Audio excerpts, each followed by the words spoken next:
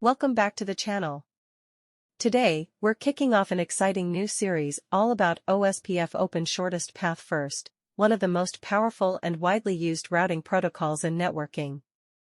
In this series, we'll dive deep into OSPF, starting with the basics, what it is, how it works, and why it's so critical in modern networks.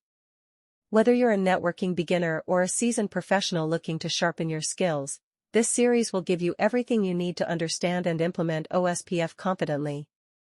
OSPF, Open Shortest Path First, is a dynamic routing protocol designed for use within a single autonomous system, making it an interior gateway protocol, or IGP. It's purpose-built to efficiently manage routing inside a network by dynamically learning and sharing routes between routers. Unlike exterior protocols like BGP, which operate between autonomous systems, OSPF focuses solely on ensuring optimal routing paths within your network. It achieves this using the shortest path first algorithm, ensuring quick convergence and reliable route calculations, even in complex network topologies. This makes OSPF a top choice for enterprise networks, data centers, and service providers aiming for scalability and robust performance within their internal infrastructure. Here's a simple illustration to help you understand how EGP and IGP work. As you can see, interior gateway protocols like OSPF operate within a single autonomous system, ensuring all routers inside the network communicate effectively. Meanwhile, exterior gateway protocols, such as BGP, manage the routing between different autonomous systems. This separation ensures both internal efficiency and external connectivity.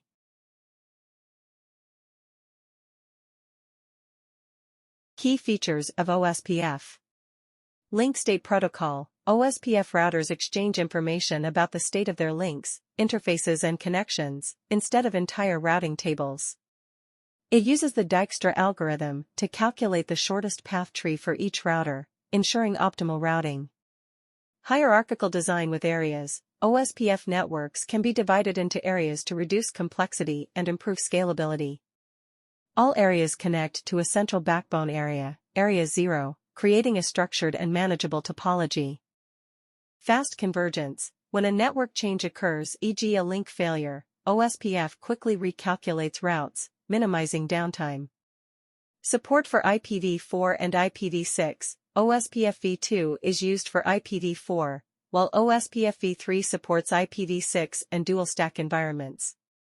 Scalability. OSPF handles large and complex networks efficiently by using route summarization and multi-area configurations. Security. OSPF supports authentication, plain text and MD5, to ensure that only authorized devices participate in routing. Why is OSPF critical in networking?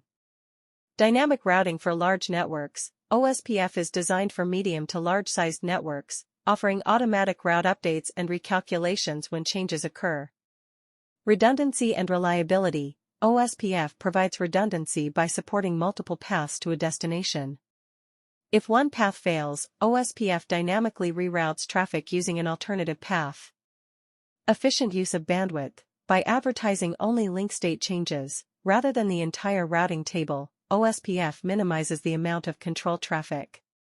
Hierarchical design for simplicity. Dividing the network into areas reduces the size of routing tables and limits the spread of routing updates, which enhances network performance.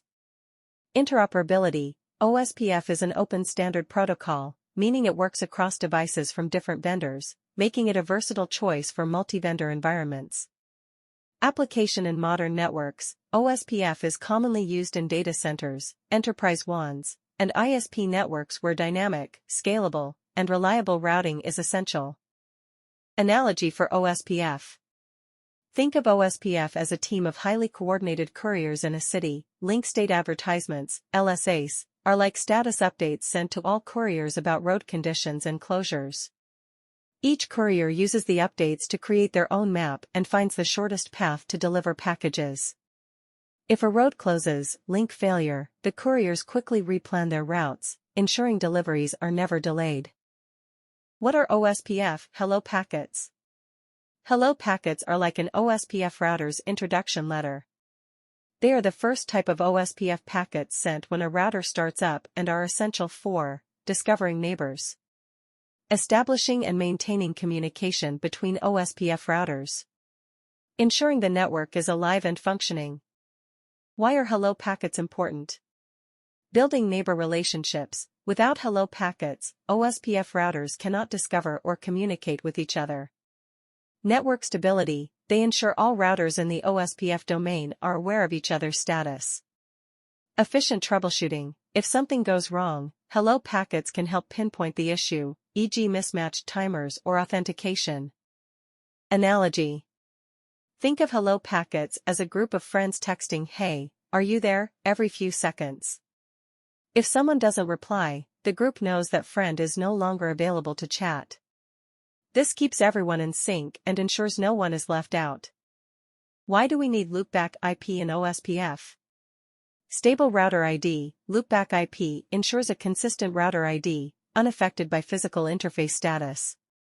Always up. Unlike physical interfaces, loopback addresses never go down unless the router itself fails. Simplifies troubleshooting. Provides a reliable and consistent address for management and testing. OSPF stability. Prevents unnecessary topology recalculations caused by physical interface failures.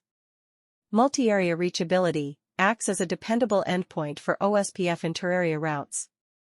In the next part of our video series, we'll dive into setting up an OSPF lab with 3 Mikrotik routers, Main Office, Office 1, and Office 2. Each router has its own local LAN.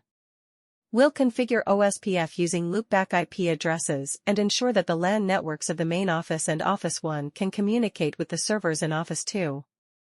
This setup will help us verify seamless connectivity across the network.